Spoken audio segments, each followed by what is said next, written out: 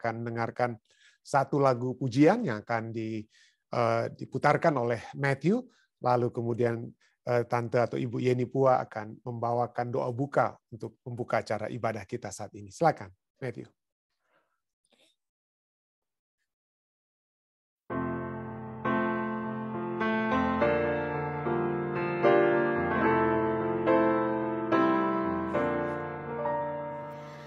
He left the splendor of heaven, knowing his destiny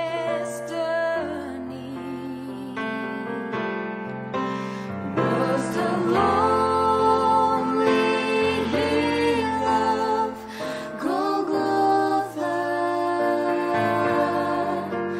there to lay down his life for me.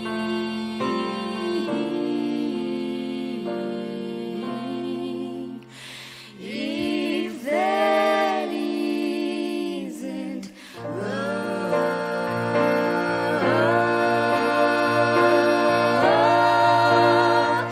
the ocean is dry. There's no stars in the sky, and the sparrow can't fly.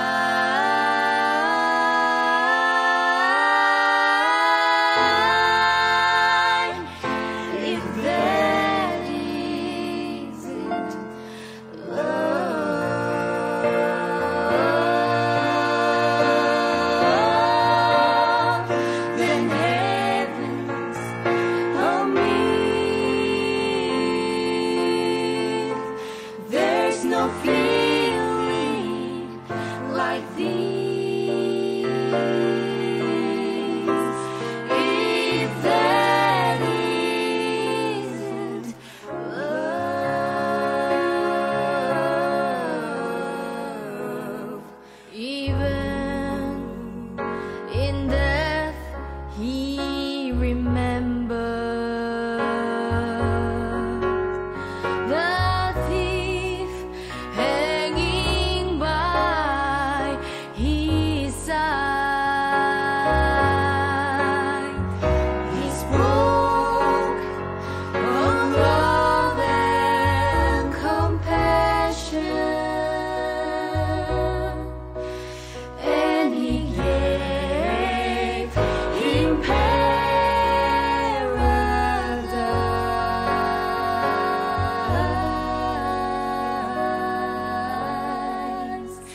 If that isn't love,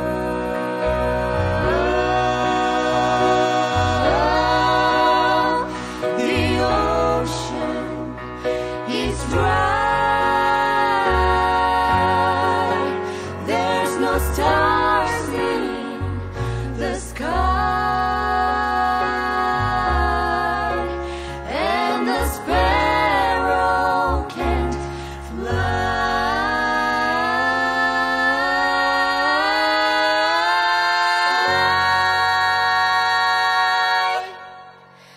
If that isn't love,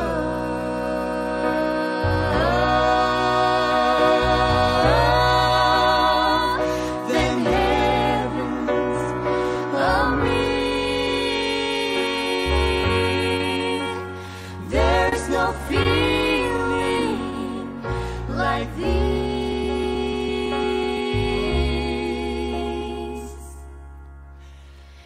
If that isn't love.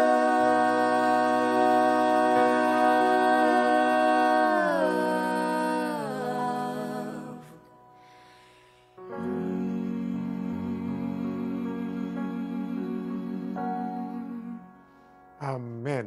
Amin. Satu lagu yang begitu indah yang telah dibawakan oleh trio dari North Asia Pacific Division ya, NSD, dari saudari kita dari Korea yang telah membawakan lagu pujian tadi yang begitu indah.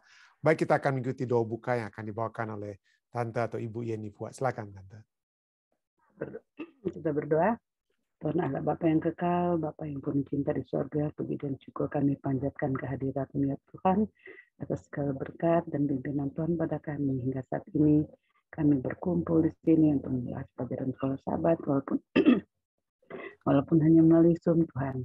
Biarlah kami selalu boleh hari lebih setia kepadamu ya Tuhan, terlebih menghidupkan kehidupan Kristus supaya menjadi berkat bagi orang lain. Kami berdoa ya Tuhan untuk Pendeta Stephen yang akan menyampaikan membahas pelajaran sekolah Sabat. Berikanlah budi kemuliaan dari sorga Tuhan, biarlah Pendeta Stephen boleh menyampaikan sesuai dengan kehendak Tuhan. Dan berkatilah keluarga Pendeta Rantum agar supaya ya Tuhan berkat yang Kau berikan berkat juga menjadi berkat bagi banyak orang. Biarlah pimpin acara ini, ibadah ini dari awal hingga akhirnya, dan boleh jadi untuk kemuliaan bagi nama Tuhan. Terpujilah Engkau Bapa, sempurnakan doa kami, mengampuni dosa kami yang begitu banyak. Dalam nama Yesus kami berdoa dan ucap syukur. Amin. Amin. Terima kasih banyak Tante Yeni. Baik saudara sekalian, seperti biasa saya akan membagikan pelajaran kita yang pada malam hari ini kita akan kembali melanjutkan dengan satu judul, bagaimana apa yang lebih baik yang dapat kita lihat ya.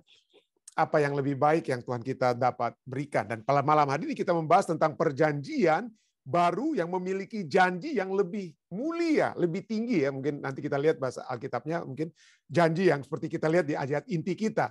Sekarang ia telah mendapat suatu pelayanan yang jauh lebih agung karena ia menjadi pengantara dari perjanjian yang lebih mulia, tapi itu berbicara tentang covenant yang lebih mulia, yang didasarkan atas janji yang lebih tinggi. Jadi oke, mungkin tidak apa-apa, mungkin kita lihat perjanjian baru itu memiliki janji yang lebih mulia, atau lebih tepatnya mungkin janji yang lebih tinggi ya. The new covenant has a better promise ya, better promise. Nah, mari kita lihat pelajaran kita. Kita mungkin tergoda untuk berpikir bahwa perjanjian baru memiliki janji yang lebih mulia dalam arti bahwa itu memiliki pahala, reward, apa yang nantinya akan terjadi ya. Yaitu yang lebih besar daripada yang dimiliki perjanjian lama. Seakan-akan perjanjian baru itu menawarkan tanah air surgawi, perjanjian lama hanya menawarkan tanah air Kanaan di Timur Tengah, ya, kehidupan yang dipimpin, dan sedangkan perjanjian baru pahalanya itu kehidupan kekal dalam kerajaan surga dan lain sebagainya. Namun yang benar adalah bahwa Tuhan menawarkan pahala yang sama, bukan yang berbeda. Ya, pahalanya sama kepada orang percaya di perjanjian lama seperti yang Dia telah tawarkan kepada kita yang di perjanjian baru. Anda bisa baca Ibrani 11 ayat 10 ayat 13 sampai dengan 16. Dalam Ibrani 8 ayat 6, janji yang lebih mulia adalah berbicara tentang jenis janji. Berbicara tentang jenis janji yang berbeda. Yang berbeda. Nah, apa itu dia? Nanti kita lihat ya. Perjanjian antara Tuhan dan Israel adalah pertukaran janji resmi antara Tuhan dan Israel. Tuhan mengambil inisiatif dan membebaskan Israel dari Mesir dan berjanji untuk memimpin mereka ke tanah perjanjian. Nah, bandingkanlah Keluaran 24 ayat 1 sampai 8 dan Ibrani 10 ayat 5 sampai 10. Apa persamaan dan perbedaan antara kedua janji itu? Kalau kita lihat ternyata persamaannya itu banyak sekali ya, yaitu ada apa ya? Ada darah di situ yang dapat kita lihat ya, ada darah perjanjian. Misalnya kalau mungkin Anda dapat baca ya, Keluaran 24 ayat 1 sampai 8 bagaimana perjanjian itu diberikan, hanya Musa yang mendekat kepada Tuhan walaupun pada mulanya dia diiringi oleh apa ya, Harun, Nadab dan Abihu dan 70 tua-tua. Lalu Tuhan apa dikatakan ya? Segala firman Tuhan, kemudian apa? Musa tuliskan firman Tuhan itu. Lalu dia mendirikan mezbah dan dengan 12 tugu sesuai dengan ke-12 suku Israel, ayat yang keempat ya. Kemudian disuruhlah orang-orang muda dari bangsa Israel, ayat 5.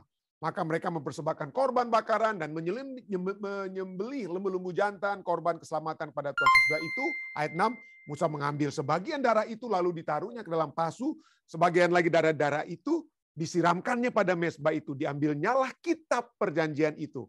Lalu dibacakannya dengan didengar oleh bangsa itu dan mereka berkata, ini dia, segala firman Tuhan akan kami lakukan dan kami akan dengarkan. Kemudian Musa mengambil darah itu, menyiramkan pada bangsa itu serta berkata, inilah darah perjanjian yang diadakan Tuhan dengan kamu berdasarkan segala firman ini. Itu yang ditulis dalam Keluaran ya. Bagaimana dengan Ibrani 10 ayat 5 sampai 10 ya? Dikatakan bagaimana apa ya? Sama dengan demikian ya. Jadi berbicara juga tentang apa? Tentang apa? Persembahan korban bakaran ya, korban penghapus dosa dan lebih daripada itu apa ya? Dengan persembahan itu semua merujuk kepada apa? Tubuh Yesus Kristus. Jadi ada persamaannya, walaupun kita lihat dalam kitab Ibrani dikatakan di sini bahwa yang dilakukan di dalam perjanjian baru bukan korban-korban seperti perjanjian lama, tetapi di perjanjian baru korban itu tidak lain dan tidak bukan adalah tubuh darah Yesus Kristus sendiri. Itu kita sudah lihat ya. Nah, kemudian kita langsung saja ke pelajaran kita yang kemudian katakan bahwa perjanjian antara Tuhan dan Israel disahkan dengan darah. Darah ini ditaburkan di atas mezbah yang melambangkan Tuhan dan 12 tiang yang melambangkan orang-orang. Orang-orang Israel berjanji untuk mematuhi semua yang Tuhan telah katakan. Itu adalah janji ilahi dan dituntut dari kita saat kita memasuki perjanjian dengan Allah. Ellen White dalam Kebahagiaan Sejati halaman 71 katakan, syarat hidup kekal itu sekarang sama juga dengan di Taman Eden. Penurutan. Jadi ada syarat dari semua ya. Penurutan yang sempurna kepada hukum Tuhan, kebenaran yang sempurna. Jika hidup kekal diberikan dengan syarat yang kurang daripada itu penurutan kepada Tuhan atau hukum Tuhan, maka kebahagiaan semesta alam ini pun berada dalam bahaya. Nggak ada artinya kalau kita tidak mau menurut. Lihat apa yang terjadi dengan setan dalam kerajaan Allah ya. Dia memilih untuk tidak menurut, akhirnya dia keluar dari apa? Dari kerajaan Allah tersebut. Jadi kebahagiaan akan di alam semesta itu berada dalam bahaya jika tidak ada penurutan. Jalan akan terbuka bagi dosa dengan segala derita dan sengsaranya. Dan jalan bagi dosa dengan penderitaan dan sengsara itu akan menjadi kekal selamanya kalau tidak ada penurutan. Penurutan terutama kepada Tuhan. Nanti kita akan lihat ya, seberapa pentingnya penurutan kepada Tuhan ini. Ya, nanti kita lihat bagaimana ada satu contoh yang akan menarik kita lihat. Karena ada satu tokoh Alkitab yang memilih untuk lebih menurut kehendak Tuhan daripada menurut kehendak hatinya. Dan walaupun di akhirnya dihajar, boleh dikatakan ya, bahasa manusia dihantam kiri dan kanan, tetapi karena dia menurut kehendak Tuhan, maka dia tidak peduli apapun yang lainnya, apa yang manusia katakan. Nanti kita akan lihat. Jadi penurutan kepada kehendak Allah itu harus yang pertama dan utama, di atas penurutan terhadap apa? Terhadap keluarga kita sekalipun, di atas penurutan terhadap komunitas kita sekalipun. Nah, kenapa ini sangat penting saya tekankan?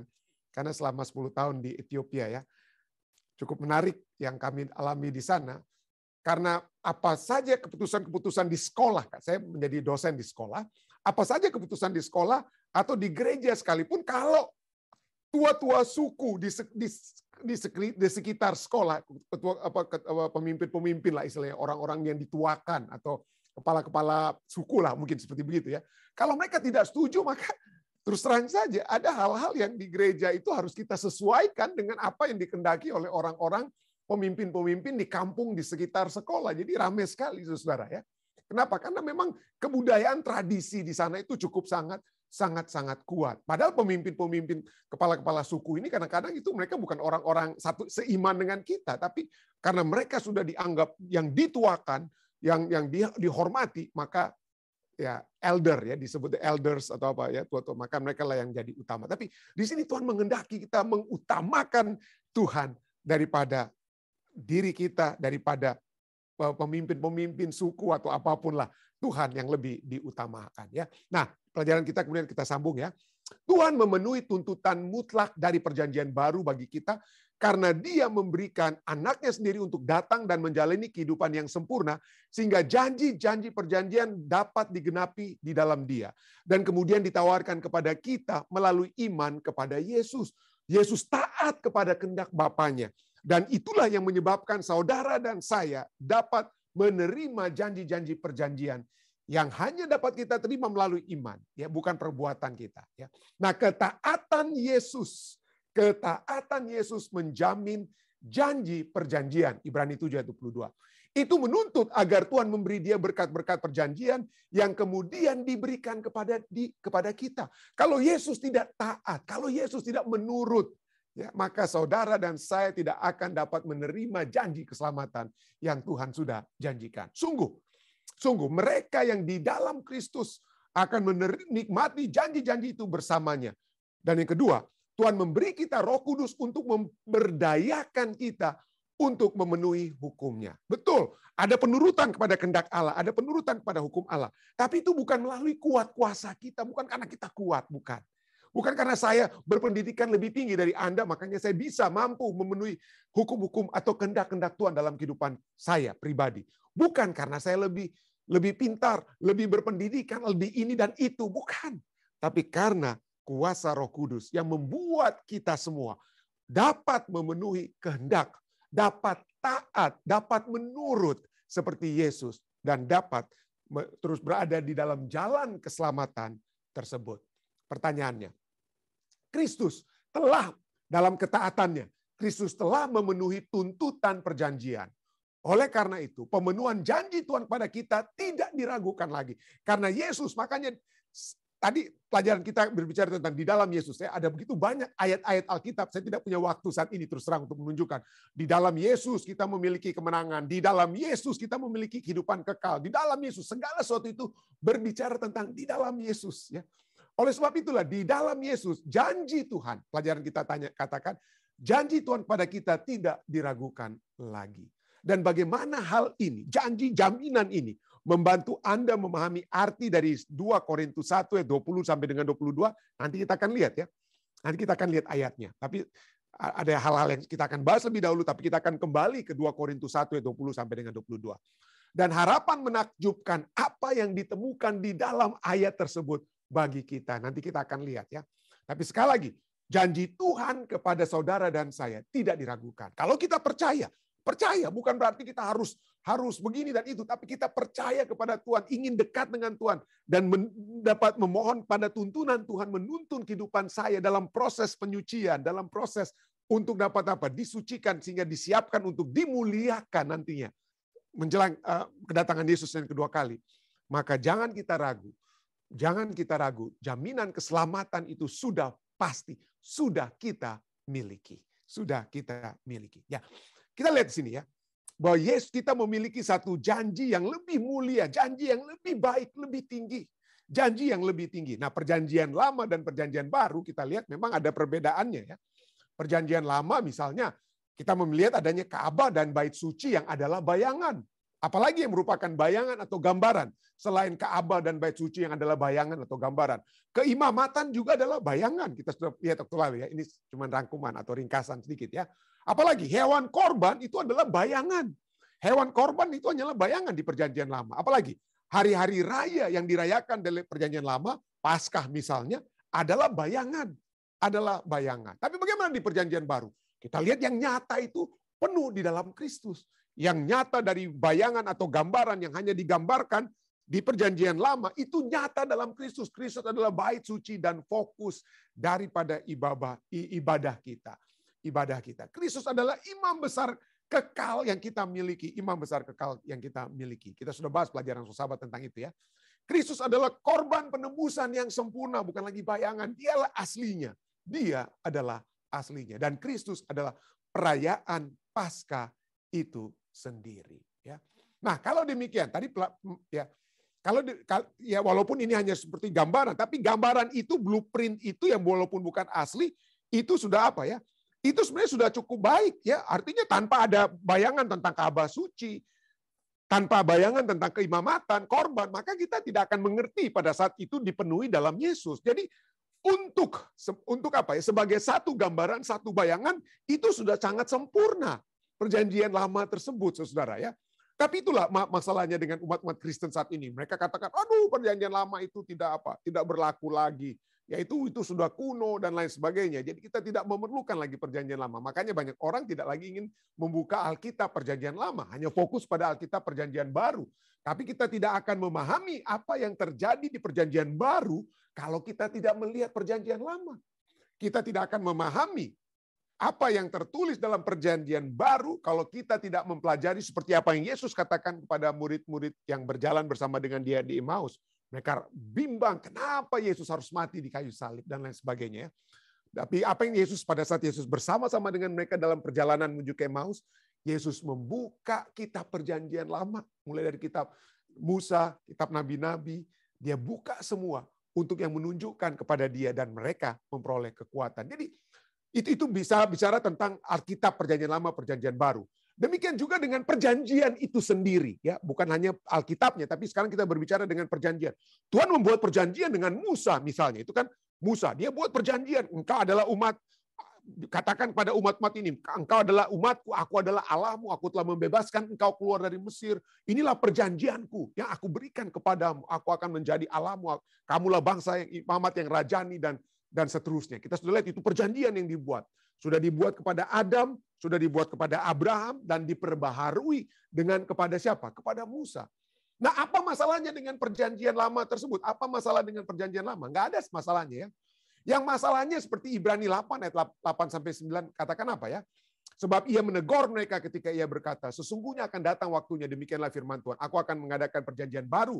Nah, ini dikutip dari Yeremia, kita sudah pelajari tadi malam, ya. Yeremia 31 sampai 34.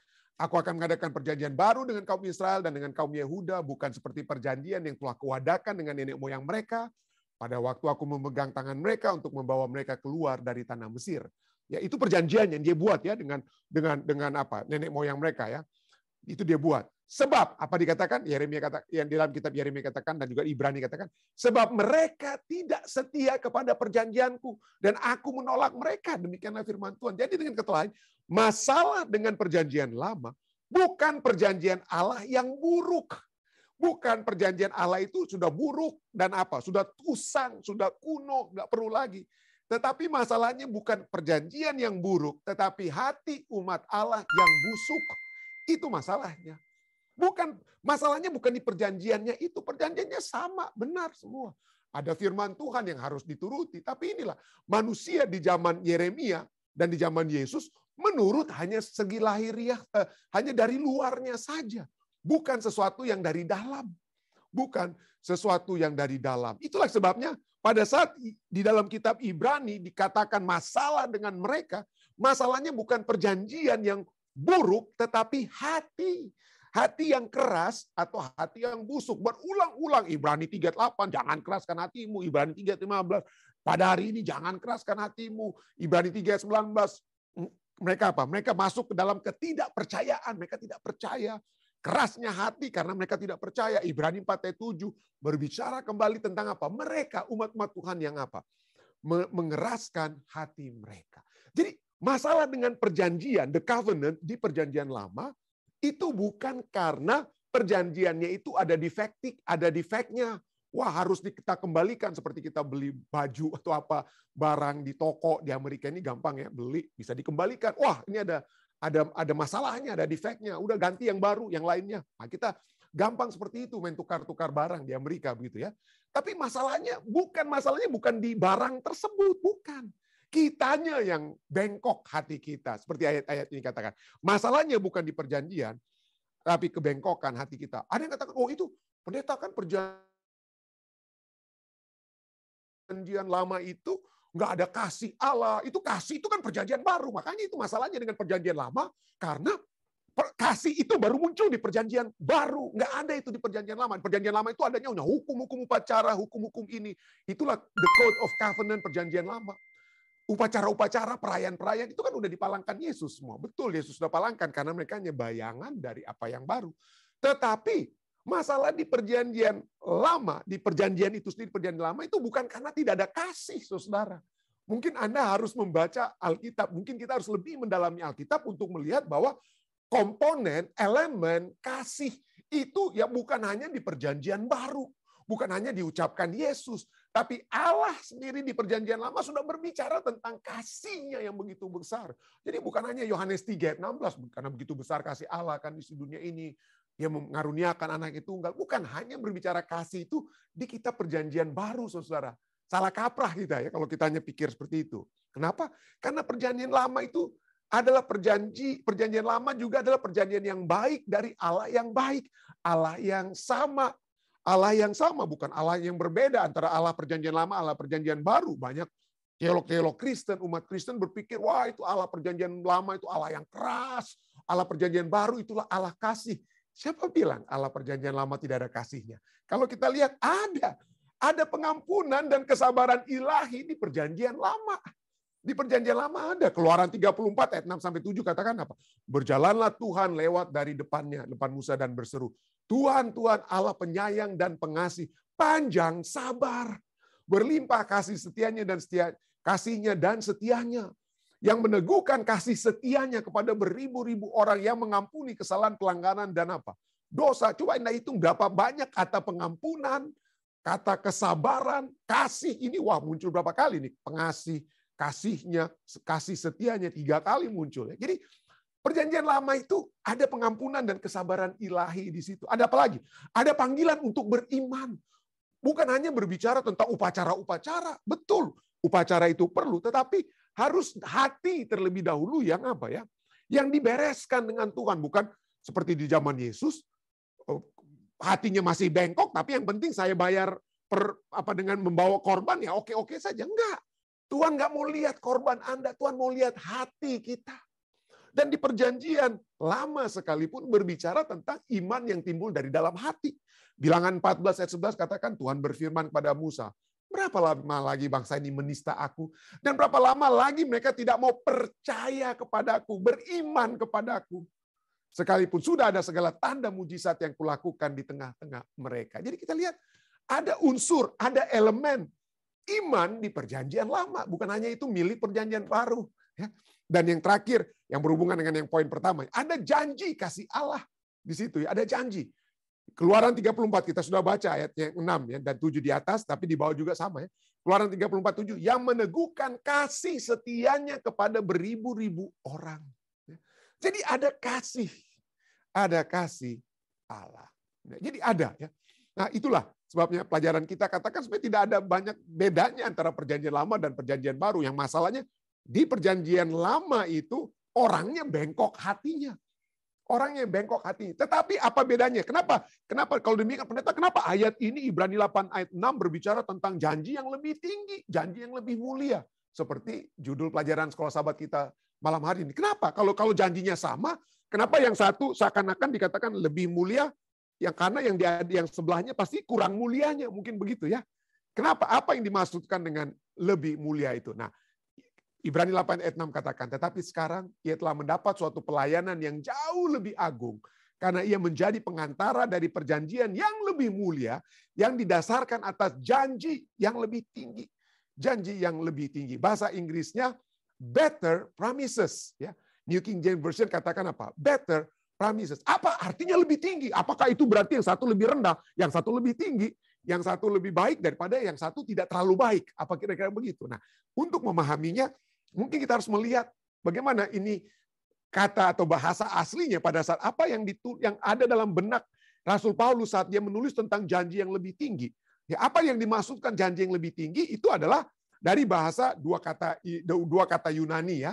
Kretosin yaitu better, stronger, more excellent, dan evangeliais atau promises. Jadi, tapi coba kita lihat salah satu arti dari pengertian nuansa kata daripada better itu adalah fully develop. Oke, fully develop. Jadi seperti kita membangun rumah, kita memerlukan blueprint rumah kita, blueprint. Tanpa blueprint rumah itu tidak ada. Tapi blueprint itu sendiri tidak akan cukup kalau tidak ada rumah yang berdiri. Jadi perjanjian lama itu adalah satu blueprint untuk supaya kita dapat melihat sesuatu yang sudah berdiri. Ya, fully develop, yang berkembang menjadi lebih apa? Sempurna. Jadi seperti yang saya katakan tadi, di perjanjian lama itu bukan berarti dia lebih rendah dan lain sebagainya, tapi itu hanyalah merupakan blueprint, gambaran, bayangan dari yang asli. Dan yang aslinya itu adalah siapa ya? Adalah Yesus Kristus itu sendiri. Mereka itu satu kesatuan.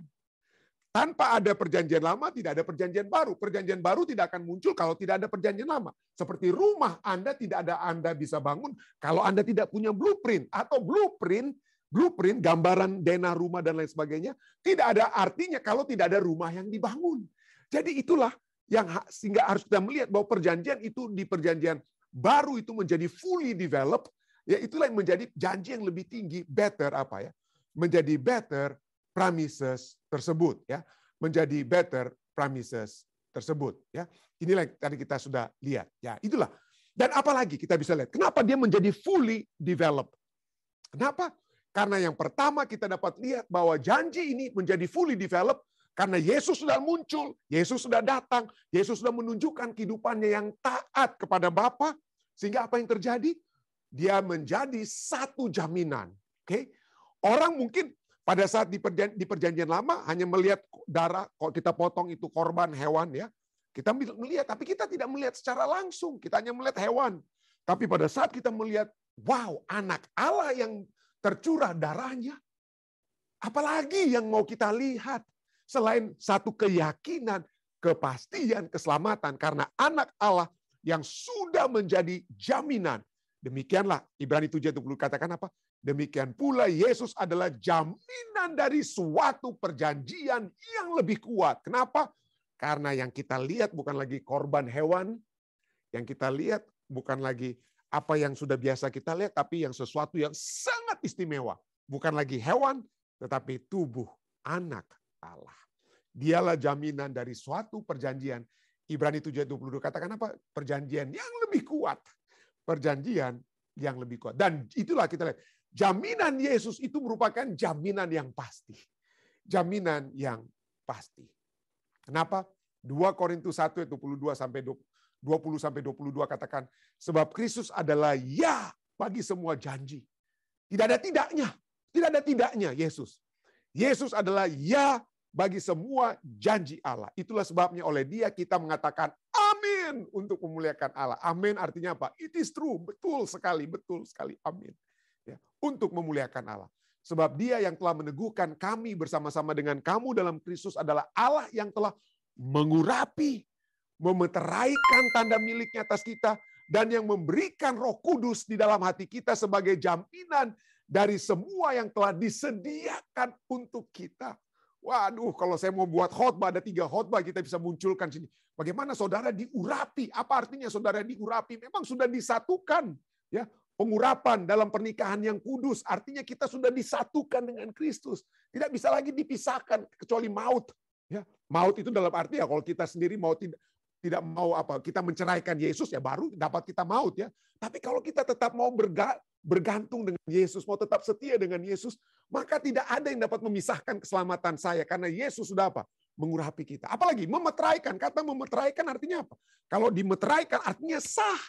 Ya, sah. Itu seperti kalau kita ada surat yang ditaruh apa perangko dimeteraikan istilahnya juga seperti itu ya. Itu sudah siap untuk dikirim, pasti akan sampai di tempat tujuan. Kalau sesuatu itu dimeteraikan pasti akan sampai di tempat apa? Tujuan. Apalagi dengan adanya Roh Kudus, Saudara ya. Roh Kudus dalam hati kita sehingga kalau ada kebengkokan dalam kehidupan kita, maka itu dapat diluruskan sehingga kita tidak akan melenceng, kita akan terus berjalan bersama dengan Tuhan menuju dalam kerajaannya. Dan inilah jaminan yang pasti. Kalau bagi di sini, ini cukup menarik ya. Kenapa Rasul Paulus harus menggunakan kata ya dalam tanda kutip? Nanti kita akan lihat. Ini satu hal yang muncul berkali-kali dalam 2 Korintus 1. Kata ya. Hanya ada ya bagi Allah. Janji Allah itu hanya ya. Tidak ada tidaknya. Ya. Dan di sini Rasul Paulus ingin menekankan tentang Allah kita adalah Allah yang berintegritas. Dia bukan Allah yang dia dan tidak dan ya bergabung, pelin-pelan. Tidak. Allah adalah Allah yang berintegritas, saudara. Integritas artinya dia apa ya? Dia menepati janjinya. Dia apa yang dia katakan dia akan tepati. Ya, dia akan tepati dan Rasul Paulus mengagungkan integritas. Bukan hanya Rasul Paulus, saya percaya orang-orang dunia juga ya. Sangat-sangat mengagungkan integritas tersebut ya. Kejujuran dalam berkata, bertindak, integritas. Alan Simpson katakan apa? Di sini di satu kutipan, ini orang-orang duniawi yang memiliki kutipan ini. Mereka katakan apa ya?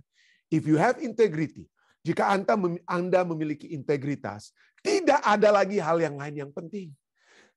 Kalau kita mengutamakan integritas, maka kekayaan, posisi dan lain sebagainya itu nggak penting lagi. Yang kita utamakan kalau itu orang nilai kita dengan kita orang yang berintegritas, maka biarpun Anda orang miskin tapi berintegritas, Anda tidak memiliki kedudukan, tapi Anda memiliki integritas. Wah, itu ya. But dia katakan apa? If you do not have integrity, jika Anda tidak memiliki integritas, nothing else matters. Maka hal-hal lainnya itu jadi tidak penting. Anda orang kaya, tapi ngomongnya sekarang ya, besoknya ngomong tidak. Anda seorang guru, dosen, pendeta, hari ini bilang iya, besok bilang tidak. Wah, orang akan bilang, nggak bener. Nggak bener. Ya, kita sering tahu ya, orang-orang berbicara, waduh lagu-lagu banyak sekali. Janji-janji, bulan madu hanya mimpi. Ya, itu adalah orang-orang yang hanya ngobrol janji lah lagu-lagu itu ya. Karena orang-orang yang membawakan janji palsu itu bagaikan orang-orang yang tidak memiliki integritas. Ya, integritas yang tidak ada. Tapi kalau kita kehilangan integritas kita, maka waduh itu seperti kalau di adat timur kehilangan muka. Kehilangan muka gitu ya. Kalau tidak memiliki integritas. Kalau di barat mungkin wah itu adalah sesuatu hal yang apa ya? Guilty, membuat satu perasaan bersalah kalau saya tidak ya dan ya, tidak dan tidak ya. Tidak itu tidak ya. Salah seorang kaya di Amerika yang bernama Warren Buffett, Warren Buffett ya, salah satu bilioner. Dia katakan apa? Pada saat dia melihat orang untuk dipekerjakan dalam perusahaannya, dia katakan apa? 3 kualitas yang dia cari. Pertama adalah orang yang memiliki integritas, yang kedua orang yang cerdas, dan yang ketiga adalah orang yang memiliki energi, yang semangat. Ya, itu dia. Integritas, intelligence, ataupun kecerdasan, dan energi. Jika mereka tidak memiliki yang pertama, if they don't have the first, the other two will kill you. Dikatakan. Jadi kalau pegawai-pegawai saya, menurut Warren Buffett kata, kalau pegawai-pegawai yang saya pekerjakan di perusahaan saya, ya, kalau mereka tidak memiliki integritas, maka kecerdasan mereka dan energi mereka itu akan merusak perusahaan saya. Akan membunuh saya. Wah, hebat sekali. Jadi dia mengutamakan apa? Integritas. Nah, cukup menarik. Kenapa? Karena salah satu yang dapat kita katakan untuk menghancurkan reputasi seseorang adalah ya kita apa? Kita rusakkan reputasi seseorang dengan apa? Merusakkan apa? Satu pandangan apakah orang itu memiliki integritas atau tidak. Ya, orang itu dapat dipercaya atau tidak, omongannya dapat dipercaya atau tidak. Dan kalau kita lihat Rasul Paulus ini memiliki apa? Dia menulis kitab 2 Korintus karena ada apa ya? Ada serangan-serangan terhadap dia yang mempertanyakan integritas, kejujuran daripada Rasul Paulus. Dia itu sedang diejek, Saudara. Ya, itulah sebabnya dia tulis apa? Dalam 2 Korintus 1:10, sebab Kristus adalah ya bagi semua janji Allah. Itulah sebabnya oleh dia kita mengatakan amin untuk memuliakan Allah. Ya. Jadi Rasul Paulus, nah kenapa ini? Coba kita lihat. Rasul Paulus itu diejek. Orang ejek dia, Rasul Paulus. Dia orangnya ya dan tidak tuh Rasul Paulus. Ya. Kenapa sampai mereka mengejek Rasul Paulus? Dia itu Rasul yang ya dan tidak. Kenapa? Ini karena orang-orang salah kaprah. Orang-orang tidak melihat secara keseluruhan atau lebih mendetail dan tidak dapat membedakan apa yang dia nyatakan. Nah itulah manusia ya. Manusia seringkali kita gampang sekali menghakimi orang lain. Ya mungkin ada satu statement yang dikemukakan oleh seseorang. Misalnya seorang mengemukakan satu statement. Lalu statement tersebut, pernyataan tersebut kita ambil di luar konteks. Atau kita tidak melihat statement itu secara mendetail. Akibatnya apa? Wah kita bilang, wah yang dia bilang ini nggak benar nih. Ini apa yang dia bilang. Ya. Padahal mungkin kita tidak melihat konteks daripada statement itu secara keseluruhan. Kita tidak melihat. Atau kita tidak membaca hati-hati. Dan gampang bagi kita untuk langsung apa ya? Langsung menghakimi seseorang dan katakan, wah dia tidak berintegritas. Apa contohnya? Wah Rasul Paulus ini, saudara ya, dia ini ada perubahan-perubahan jadwal perjalanan yang orang pikir itu pelin-pelan ini Rasul Paulus nih, ya pelin-pelan di 1 Korintus 16 ayat 5 sampai 7, Rasul Paulus berkata, menulis kepada orang-orang di Korintus, aku akan datang kepadamu sesudah aku melintasi Makedonia, sebab aku akan melintasi Makedonia. Dan di Korintus mungkin, nah saya tekankan huruf merah ini. Rasul Paulus tulis, dan di Korintus kalau dia sudah dari Makedonia, rencananya dia akan datang kembali ke Korintus, dan di Korintus mungkin aku akan tinggal beberapa lamanya dengan kamu, atau mungkin aku akan tinggal selama musim dingin sehingga kamu dapat menolong aku untuk melanjutkan perjalananku. Tapi apa yang terjadi? Rasul Paulus tidak dari Makedonia, dia tidak apa? Dia tidak kembali ke Korintus. Dia tidak kembali ke Korintus, dan Pada saat itulah orang-orang ejek Rasul Paulus. Waduh, gimana ini integritasnya Rasul Paulus di 1 Korintus 16:5-7 dia bilang dia mau datang ke sini. Sekarang gimana nih?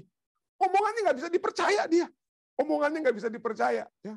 Dan itulah sebabnya Rasul Paulus dalam 2 Korintus 1, kita sudah baca ayat 20 ya, dia berbicara kalau Tuhan manusia boleh kamu silakan kamu serang saya, bilang ya dan tidak, saya tidak dan ya dan tidak, saya pelin-pelan, saya tidak berintegritas, silakan. Tapi bukan tentang Tuhan. Janji Tuhan itu tidak pernah ya dan tidak. Janji Tuhan hanya ya. Dengan kata lain Rasul Paulus katakan. Nah, coba kita lihat.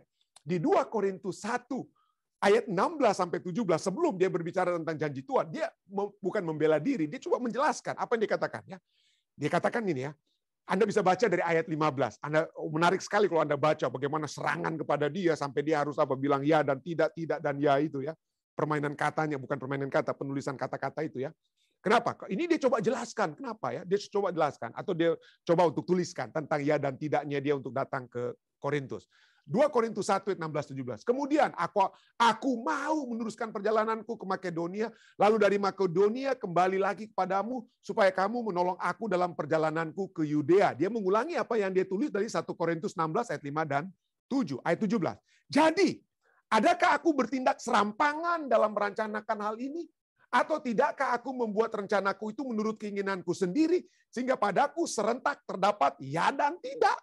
Jadi orang-orang sedang mengejek Rasul Paulus. Wah, dia Rasul Paulus, Rasul yang ya dan tidak. Tapi dia katakan apa ya? Dia katakan itu memang rencanaku. Rencanaku untuk dapat datang kepadamu. Tapi rencana Tuhan berbeda. Rencana Tuhan itu apa ya? Berbeda. Jadi Rasul Paulus ingin menunjukkan, kalau aku mau dari Makedonia, aku mau kembali kepada kamu. Tapi Tuhan memerintahkan kepadaku, tinggal lebih lama di Makedonia. Ya, jadi bukan karena itu, aku maunya aku, tapi aku harus bergantung kepada yang lebih tinggi daripada aku. Maunya aku ke kamu, tapi maunya yang lebih tinggi daripada aku, tinggal lebih lama di Makedonia dan tidak kembali kepada kamu. Aku harus menurut lebih tinggi kepada kehendak Tuhan. Aku harus lebih menurut kepada kehendak Tuhan. Jadi bagi Rasul Paulus, segala rencananya itu hanya berasal dari Allah. Ya. Dia berkata dalam 2 Korintus 4 ayat 7 bahwa kami ini bagaikan bejana tanah liat. Kalau Anda lihat, saya sudah pernah bahas waktu lalu ya, seperti dalam khotbah dan lain sebagainya, bagaimana rasul-rasul dan nabi-nabi perjanjian lama juga melihat diri mereka itu bagaikan bejana yang dibentuk oleh pembuat periuk tersebut. Pembuat periuk yang membuat bejana. Jadi segala sesuatu itu dibentuk, diatur oleh Allah. Ya, dan ini Rasul Paulus katakan, harta ini kami punya dalam bejana tanah liat supaya nyata bahwa kekuatan yang melimpah-limpah itu berasal dari Allah, bukan dari diri kami. Jadi dia bukan hanya kekuatan dalam melakukan mujizat atau apapun, perencanaannya itu berasal dari Allah karena dia hanyalah bejana tanah liat. Bejana tanah liat yang dibuat oleh Tuhan, si pembuat periuk, pembuat bejana tersebut. Dan bukan hanya itu saja, dia katakan bahwa rencana-rencana Allah yang berlaku dalam kehidupanku. Dia katakan apa? Rencana-rencana Allah dalam kehidupanku adalah untuk kemajuan pekerjaan Tuhan, untuk kebenaran Tuhan. Bukan untuk apa. Kalau aku maunya kembali kepadamu di Korintus. Tapi kalau Tuhan berkehendak, dan itu adalah lebih penting untuk pekerjaan Tuhan, apalah artinya? Ya? Apalah artinya saya dengan kata lain. Itulah sebabnya Rasul Paulus berkata dalam 2 Korintus 13. Dalam 2 Korintus 13 ayat 7-8. Kami berdoa kepada Allah agar kamu jangan berbuat jahat supaya kami ternyata tahan uji. Melainkan supaya kamu ini boleh berbuat apa yang baik. Jadi jangan hanya, tolonglah orang Korintus, jangan hanya serang-serang aja. Jangan serang-serang ya, supaya kami dapat menjadi kuat iman kami dengan serangan kalian. Oke lah, kami pasti akan kuat. Tapi bagaimana dengan kalian? Rasul Paulus katakan ya. Bagaimana? Kamu mau serang-serang kami supaya kamu pikir, supaya iman kami lebih kuat dari serangan kamu. Tapi kamu sendiri nantinya gimana? Ya. Melainkan dia katakan apa? Supaya kamu ini boleh berbuat apa yang baik sekalipun kami sendiri tampaknya tidak tahan uji. Sekalipun kami sendiri seakan-akan rencananya semula untuk pergi kepada kalian tidak tercapai. Seakan-akan kami tidak ada pelimpan tapi apa ya? Dia katakan yang penting bukan sayanya, kalian juga. Kan ayat 8 penting sekali ini ya. Karena kami tidak dapat berbuat apa-apa melawan kebenaran, yang dapat kami perbuat adalah untuk kebenaran. Jadi Rasul Paulus katakan, silahkan. Saya tidak sempat mengunjungi kalian di Korintus karena Tuhan yang memerintahkan saya untuk tetap tinggal di Makedonia. Saya tidak dapat buat apa-apa. Saya harus menurut kehendak Tuhan. Saya tidak dapat melawan kebenaran. Yang dapat saya perbuat hanyalah untuk apa? Kebenaran. Jadi Rasul Paulus katakan, silahkan. Mau tuduh saya ya dan tidak. Mau tuduh saya pelin-pelan. Mau tuduh saya tidak berintegritas. Silahkan. Tetapi jangan mempertanyakan integritas Allah. Rasul Paulus katakan ya. Jangan mempertanyakan integritas Allah. Integritas Allah manusia bisa bilang ya dan tidak. Karena kata hati mereka, sayangnya dia dengan jemaat Korintus. Dia mau pergi ke Korintus, tapi kemudian kehendak Allah berbeda. Oke, tapi kehendak Allah itulah yang terbaik. Itulah yang terbaik. Dia katakan ya untuk kehendak Allah. Itulah sebabnya Ibrani 13 ayat 20-21 katakan, maka Allah damai sejahtera yang oleh darah perjanjian yang kekal telah membawa kembali dari antara orang mati gembala agung segala domba, yaitu Yesus Tuhan kita. Kiranya Yesus ya memperlengkapi kamu dengan segala yang baik untuk melakukan kehendak-Nya, bukan kehendak kita. Dan mengerjakan di dalam kita apa yang berkenan kepadanya oleh Yesus Kristus. Bagi Dialah kemuliaan sampai selama-lamanya. Amin. Bagi Dialah kemuliaan selama-lamanya. Ya. Ya atau amin ya. Inilah ya seringkali ya kita mempertanyakan integritas manusia. Kita dikecewakan dengan manusia yang tidak memenuhi janji mereka. Kita ditinggalkan, kita disepelekan, kita sudah dikatakan ya hari ini, besok, lusa, atau kemudian dikatakan tidak.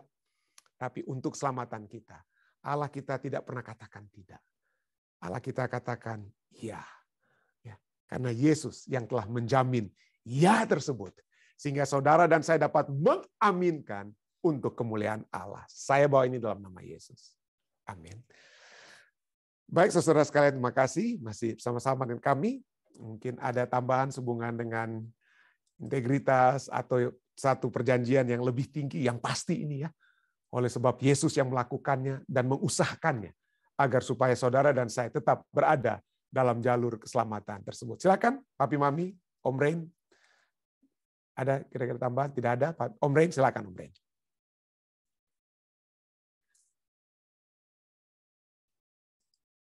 Ya, silakan di-unmute. Belum di-unmute. Mungkin, ya oke, sudah di-unmute. Silakan Om Rain. Terima kasih banyak, Pendeta. Sangat sempurna. Puji Tuhan. Kami mendapatkan juga hal-hal yang belum kami dengar sebelumnya. Terima kasih untuk pekawan. Terima kasih. Baik, ada lagi saudari lainnya? Ketua Lalaki, Ketua Tilaar? Ada?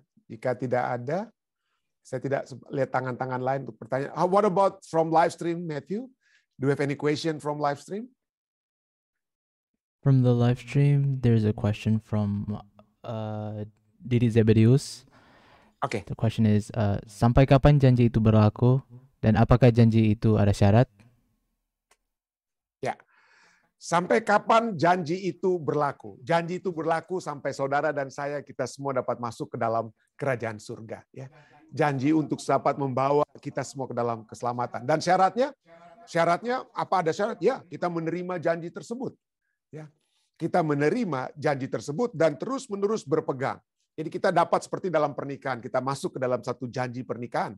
Kita menerima janji pernikahan tersebut. Makanya kita katakan, maukah engkau mengambil dia untuk menjadi suami, menjadi istri, ya, dan kita katakan ya. Dan kemudian apa yang terjadi setelah kita membuat perjanjian? Adakah kita menghidupkan perjanjian tersebut? Menghidupkan janji yang kita ucapkan di dalam memasuki perjanjian tersebut. Jadi ya, ada syaratnya. Ada syaratnya, tetapi sekali lagi kita jangan khawatir, jangan pikir aduh berat sekali pendeta. Tidak ada yang berat ya. Pertama, seperti dalam pernikahan, kalau ada kasih ya, kalau ada kasih di rumah tangga, ada cinta dan lain sebagainya, maka perjanjian itu sangat ringan untuk kita lakukan. Itu yang pertama. Dan yang kedua, Roh Kudus akan menuntun kita agar supaya kita tetap setia dalam perjanjian tersebut. Di dalam dalam menghidupkan satu kehidupan dalam pernikahan yang kudus, ya. Kalau ada cinta dan ada kuasa Roh Kudus, maka kita akan tetap setia dengan pasangan kita. Demikianlah juga dengan cinta yang kita miliki kepada Kristus dan kuasa Roh Kudus, maka kita akan semakin setia, terus-menerus setia dengan Yesus, ya, suami kita. Kita jemaat, dikatakan dalam kitab Efesus, jemaat itu adalah apa, ya? Pengantin wanita. Sedangkan Kristus adalah pengantin pria. Jadi kita sudah dinikahkan. Ya, kita sudah dinikahkan dan kita tahu bahwa suami kita itu Yesus Kristus adalah suami yang memiliki integritas. Ya, dia tidak akan pelin-pelan. Dia tidak akan katakan sekarang dia mencintai kita, tahun depan dia berubah. Tidak. Tidak demikian Tuhan kita. Ya. Terima kasih Saudara Didi. Thank you Matthew for relaying the message. Baik, ada lagi, ya. Jika tidak ada, kita akan masuk ke bagian yang kedua, ya. Kita masuk bagian kedua acara berdoa kita. Oh, Bapak Gibson, silakan. Ya. Silakan di-unmute. Itu Bapak Simatupang, saya hargai terlebih dahulu mau bicara. Nanti saya yang terakhir, Pak. Oh, sorry. Saya tidak sempat lihat. Silakan. Saya karena di Zoom kita sudah ada 2 page. Tadinya cuma 1, jadi saya bisa lihat, tapi saya tidak lihat. Saya mohon maaf, Pak Simatupang. Silakan, Pak Simatupang. Ya. Saya mau bertanya, Pendeta Trisimawa, kalau mau adakan pemilihan sidang, bagaimana kita boleh mengetahui dan mencari orang-orang yang berintegritas? Karena mungkin untuk melihat orang itu intelektual dan energi kita sangat mudah bisa mengenalnya. Tapi untuk mengenal seseorang itu berintegritas itu bagaimana kelihatan secara lahiriahnya? Terima kasih. Terima kasih Bapak Simatu. Pertanyaan yang sangat-sangat baik sekali. Ya, salah satu peraturan jemaat mengatakan bahwa orang yang baru menerima kebenaran, yang baru bergabung di dalam gereja, baru dibaptis dengan kata lain, ya, tidak dapat dipilih untuk sementara, ya, tidak dapat dipilih. Kenapa? Mungkin kenapa sampai harus ada peraturan jemaat seperti itu? Kenapa? Karena mungkin kita belum terlalu melihat buah-buahnya, mungkin, ya. Kita belum melihat buah-buah orang yang baru masuk tersebut. Jadi di dalam gereja kenapa kita diminta untuk melihat yang sudah lama dan lain sebagainya? Karena mungkin saya percaya, bukan mungkin, ya. Saya percaya itu karena kita dapat melihat dari buah-buahnya. Tentu saja tidak ada yang sempurna, ya, daripada yang satu dengan yang lainnya. Semua masih. Tapi poinnya adalah, adakah kita bisa memilih daripada yang terbaik daripada yang mungkin yang belum terbaik semuanya. Tapi mana yang lebih baik daripada yang lainnya? Ya, dengan kata lain, dari melihat buah-buahnya. Dari melihat buah-buahnya. Saya percaya, ya, sepandai-pandainya tupai melompat, dia akan jatuh juga. Ya, dia akan jatuh juga. Jadi dengan kata lain, jadi untuk menyembunyikan sesuatu mungkin kita bisa lakukan, tapi tidak ada yang dapat disembunyikan oleh Roh Kudus. Itulah sebabnya dalam proses pemilihan gereja, saya yakin dan percaya perlu ada selalu doa-doa yang dilainkan. Kalau perlu, saya belum pernah lakukan ini di jemaat kami, tapi mungkin kita harus dapat bukan hanya berdoa, tapi berdoa dan berpuasa. Mungkin, ya, supaya kita dapat mendapatkan terang di mana Roh Kudus akan memberikan impresi dalam diri kita, hati kita, untuk dapat memilih yang terbaik yang dapat dipilih daripada anggota-anggota jemaat yang ada. Jadi buah-buahnya kita mengetahui, lalu Roh Kudus akan membantu kita untuk mengetahuinya. Kita minta itu dalam doa dan berpuasa mungkin, dan itulah dapat membantu kita untuk memilih pengurus-pengurus jemaat yang terbaik yang dapat dipilih. Mudah-mudahan dapat menjawab pertanyaan Bapak Simatupang. Ya, terima kasih. Ya, ada lagi? Terima kasih. Jika tidak ada lagi, oke, kita akan masuk. Bapak Gibson, silakan. Iya, saya sambung dengan kesaksian sedikit tentang silakan. Kesetiaan dan integritas. Di awal saya kejadian 25 tahun yang lalu, sama sekali saya tidak bisa berbuat apa-apa, dalam keadaan tergeletak. Saat itu saya mengatakan kepada istri saya tidak bisa lagi berbuat apa-apa. Pergilah, tinggalkan saya. Karena saya mencintaimu. Itu kata dunia, mengatakan mencintai, karena saya sangat mencintaimu, saya tidak bisa membahagiakan kamu. Itu yang menurut saya. Tapi istri saya sangat setia dengan mengatakan, bagaimana mungkin kamu mengatakan seperti itu? bukankah kamu mengingat janji pernikahan kita? Kalimat itulah yang membuat saya tersentuh kepada istri saya. Benar-benar saya lihat ada Tuhan pada beliau. Itu tentang integritas dan kesetiaan. Kebetulan hari ini beliau demam. Mohon didoakan ya Pak. Ya, ya. Boleh saya tahu nama kecil Ibu? Malentio. Malintio. Malentio. Malentio Purba. Oke. Baik Bapak Gibson, puji Tuhan untuk Ibu Malintio Purba yang terus mendampingi Bapak dalam keadaan ya, karena kecelakaan di tempat kerja saya percaya telah menjadikan Bapak lumpuh, tapi Ibu tetap dapat menyertai Bapak. Itu satu hal yang menjadi satu inspirasi bagi kami semua. Terima kasih sudah membagikan. Ya. Ada lagi saudari lainnya?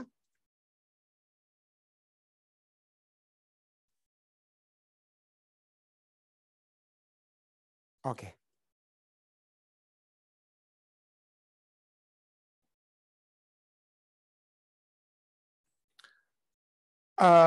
Ya, jadi memang ada yang pikir, wah dia sudah dikenal dari tempat yang sebelumnya ya. Ada yang sudah melihat dari tempat sebelumnya. Tapi tentu saja seperti ya peraturan jemaat tidak katakan bukan di mana dia berada ya. Jadi di gereja di mana dia berada, dia harus menjadi Dia harus menjadi tokoh yang sudah dapat dilihat buah-buahnya ya di gereja di mana dia akan menetap. Disitulah. Jadi saya percaya tentu saja kita dapat pertimbangkan. Sekali lagi mungkin Roh Kudus dapat menuntun, mungkin kita sudah mengenal anggota ini, ketua jemaat mungkin dari Indonesia, mungkin banyak yang sudah mengenal keadaannya. Walaupun mungkin satu keadaan baru di tempat yang baru itu mungkin ada nuansa baru atau ada satu situasi baru yang mungkin akan berbeda yang dapat membuat orang menjadi orang yang berbeda. Kenapa? Karena saya tahu ada orang yang sangat setia di Indonesia, begitu datang di Amerika mungkin karena kehidupan di Amerika dengan daya tarik dunia yang berbeda, akhirnya mereka memiliki kehidupan yang sedikit juga berbeda. Ya. Jadi disitulah kalau bisa kita melihat bagaimana keberadaannya di tempatnya yang baru. Nah tentu saja mungkin ada bertanya, oh kalau dari Indonesia ke Amerika oke. Tapi bagaimana ada misalnya dari California ke California ke New Jersey atau ke Washington State. Ya kalau bisa ya mungkin 1 tahun kita bersama-sama lebih dahulu. Ya. Kalau minimal 1 tahun. Jadi kita lihat lebih dahulu. Jadi saya tetap percaya bahwa peraturan jemaat itu tidak membeda-bedakan bagaimana kalau kenal dan lain sebagainya. Tapi mari kita memiliki kebijaksanaan surga. Ya. Dan kebijaksanaan surga tetap kita dapat melihat walaupun dia baru pindah dari satu state ke state yang lain. Biarlah dia juga tidak dia lebih mengenal. Jadi kita bukan hanya menjaga orang tersebut, tapi bukan hanya menjaga jemaat, tapi menjaga juga orang tersebut. Kalau dia memiliki satu posisi baru di jemaat yang baru, dia belum mungkin mengenal anggota-anggota lainnya ya. Jadi jangan dulu kita berikan sempat. Biarlah kita saling mengenal, saling lebih dekat satu sama lain. Jadi 1 tahun mungkin baru kemudian dapat kita pilih. Mudah-mudahan dapat menjawab pertanyaan Ibu Tante Kathleen ya. Terima kasih Tante Kathleen yang sudah bertanya. Baik, ada lagi? Jika tidak ada, kita masukkan pokok-pokok doa kita ya.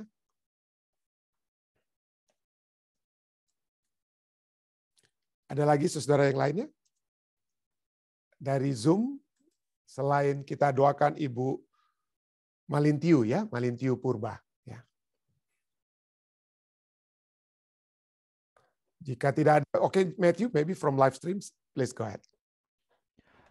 From the live stream, it's from Sylvia Tenda Senduk. Pendeta tolong doakan KKR yang akan dilaksanakan di Pulau Peling, Kabupaten Banggai pada tanggal 20 sampai 26 Februari. Would you mind to Ibu Senduk ya? Yeah.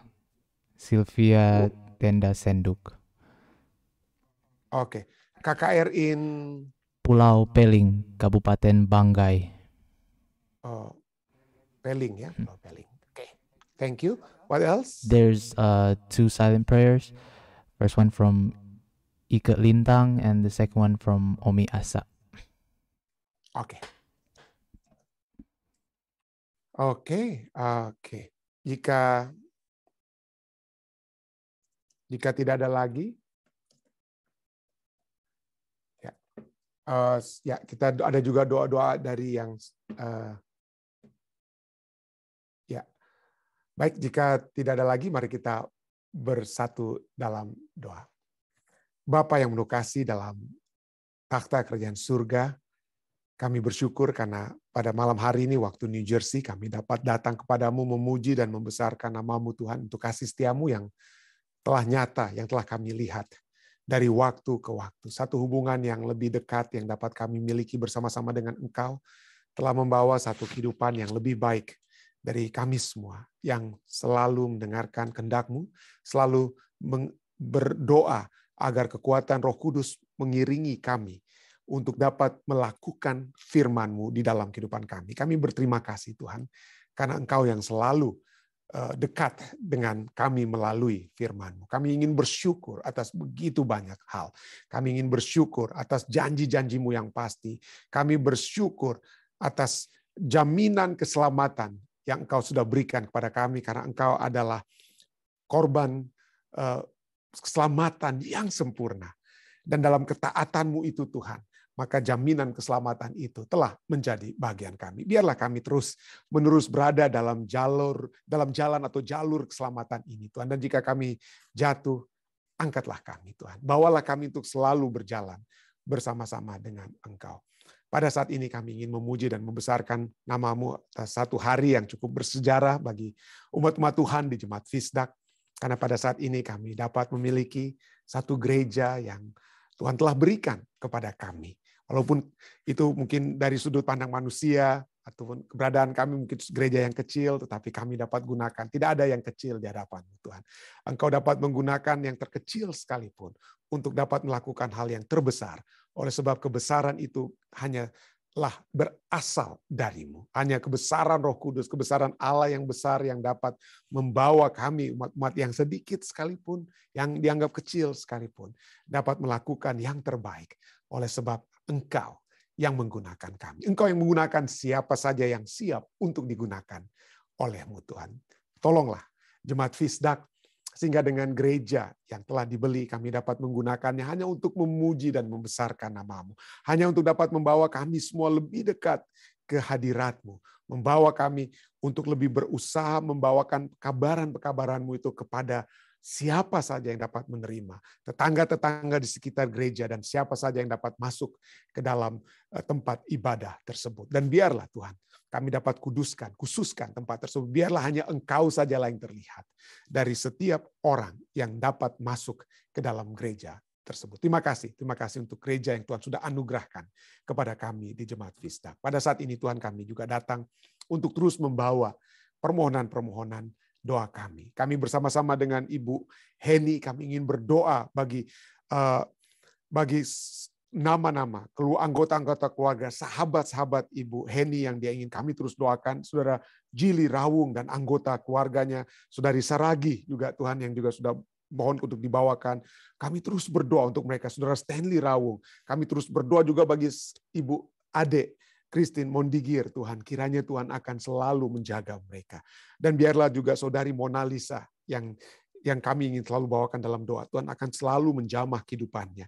Tuhan sudah jamah penyakit ginjalnya. Dan kami sekarang, jika Engkau kendaki, izinkan kami untuk membawakan permohonan kami, bantulah dia dengan masalah di dalam rumah tangganya juga Tuhan. Kami berdoa, kiranya nama-nama yang sudah dibawakan ini dapat mendapatkan jawaban yang pasti dari Engkau Tuhan. Kami juga bersama-sama dengan Bapak Gibson, kami bersyukur atas pengalaman yang dia sudah kisahkan. Bagaimana menjadi satu inspirasi istri yang dia kasihi, Ibu Malintiu Purba Tuhan. Kami berdoa kiranya Tuhan akan terus menyatukan mereka. Kasih surga yang sudah menjadi bagian mereka terus menyatu dalam kehidupan rumah tangga mereka dan anggota-anggota keluarga mereka. Kami juga berdoa bagi Ibu Purba yang juga masih dalam keadaan sakit demam pada saat ini. Kami berdoa kiranya kesehatan, kesembuhan dari surga dapat menjadi bahagiannya. Kami juga terus berdoa bagi umat-umat Tuhan yang sudah bersama-sama melalui Zoom. Kami terus berdoa bagi Om Albert Awi dengan bisnisnya di Indonesia. Kami terus berdoa bagi keluarga Simatupang yang selalu bersama-sama, bagi Om Rain dan Tante Evelyn, khususnya juga bagi orang tua hamba-Mu, Papi dan Mami, di masa tua mereka Tuhan. Kiranya Tuhan selalu memberikan kesehatan dan kekuatan bagi Papi dan Mami, sehingga mereka akan selalu melakukan yang terbaik untuk kemuliaan nama-Mu saja Tuhan. Kami juga terus berdoa bagi umat-umat Tuhan lainnya Tuhan yang selalu datang berbakti melalui live stream. Kami ingin berdoa bagi saudari Ike Lintang, ya, dengan permohonan pribadinya Om Yan dan Tante Sin, dan kami juga ingin berdoa bagi Tante Omi Asa Tuhan. Kami berdoa kiranya Tuhan akan selalu memberikan kesehatan, kekuatan, dan kiranya berkat-berkat surga untuk kebutuhan-kebutuhan pribadinya dan juga kebutuhan rohaninya akan selalu menjadi bahagiannya. Kami juga berdoa bagi Tante Yulin dan juga anak-anak dan cucu-cucunya Tuhan. Kami berdoa untuk mereka. Kiranya Tuhan akan selalu menjaga, memberikan kesehatan, kekuatan dari surga bagi mereka. Kami juga berdoa bagi bersama-sama dengan Ibu Sylvia Tenda Senduk, Tuhan, bagi KKR di Pulau Peling, Tuhan. Kiranya Tuhan akan membantu KKR ini, karena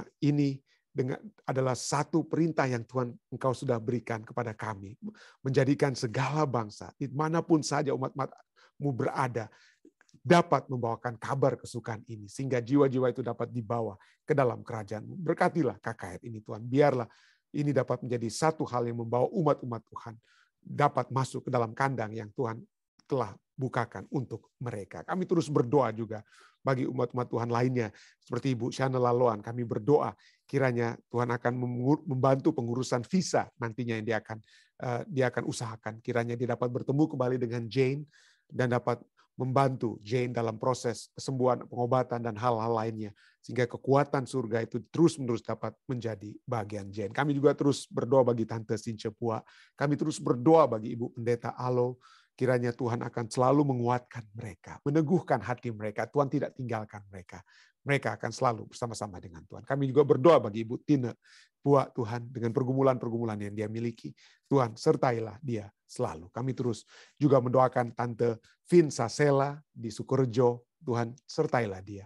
Kami bersyukur hasil-hasil laboratori memberikan hal yang baik telah terjadi. Kami berdoa kiranya Tuhan dapat memberikan kekuatan yang pasti, kesembuhan yang pasti dari surga bagi Tante Vin Sasela. Dan saat ini juga hamba-Mu ingin berdoa bagi umat-umat Tuhan di Jemaat Fisdak.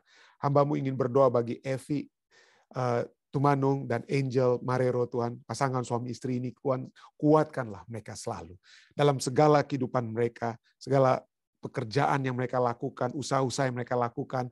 Kiranya Tuhan akan selalu menyertai mereka. Tuhan menyertai juga anggota-anggota keluarga mereka yang ada di Indonesia, anak-anak, cucu-cucu juga yang ada di Indonesia dan di Cuba. Sertailah mereka. Berkatilah juga permohonan-permohonan doa mereka, Evi dan Angel, yang selalu mendoakan sahabat-sahabat mereka. Tuhan, biarlah Engkau mendengar permohonan mereka. Dan hamba-Mu juga ingin berdoa bagi anak muda di jemaat kami.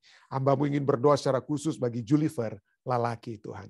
Di masa mudanya dengan begitu banyak pergumulan-pergumulan yang dia miliki dalam keluarganya, Tuhan, bantulah dia sehingga dia dapat melihat jalan-jalan Tuhan yang terbaik yang dapat terjadi dalam kehidupannya. Kiranya hikmat kebijaksanaan dari surga akan terus-menerus menjadi bagian Julifer. Dan biarlah dia semakin dekat dan hanya semakin dekat dengan Engkau saja, Tuhan. Terima kasih Tuhan. Engkau juga akan terus menyertai umat-umat Tuhan lainnya dalam perjalanan mereka. Pendeta Muda Tulus, Saudari Iin, Karen, Nenggolan. Kami juga berdoa bagi Lina. Kami berdoa Tuhan, kiranya Tuhan akan menyertai mereka. Tibakan mereka kembali nantinya di New Jersey dengan tidak kurang suatu apapun. Saudara Elisa Siregar secara khusus juga tibakan dia dengan selamat di New Jersey. Terima kasih Tuhan. Ada begitu banyak lagi permohonan kami. Ada mungkin yang umat Tuhan telah tuliskan di live stream yang mungkin hamba tidak sempat melihat. Tapi kami percaya Tuhan, Engkau melihat tulisan tersebut. Kami percaya Engkau akan menjawabnya sesuai dengan kehendak-Mu pada waktu yang tepat. Karena segala sesuatunya telah kami bawakan, telah kami minta Tuhan. Hanyalah di dalam nama Yesus Kristus yang adalah Tuhan dan Juru Selamat penebus kami. Amin. Sekali lagi terima kasih banyak saudari sekalian yang sudah bersama-sama dengan kami. Sampai bertemu kembali ya besok di waktu yang sama. Stay safe, stay healthy. Tuhan memberkati kita semua.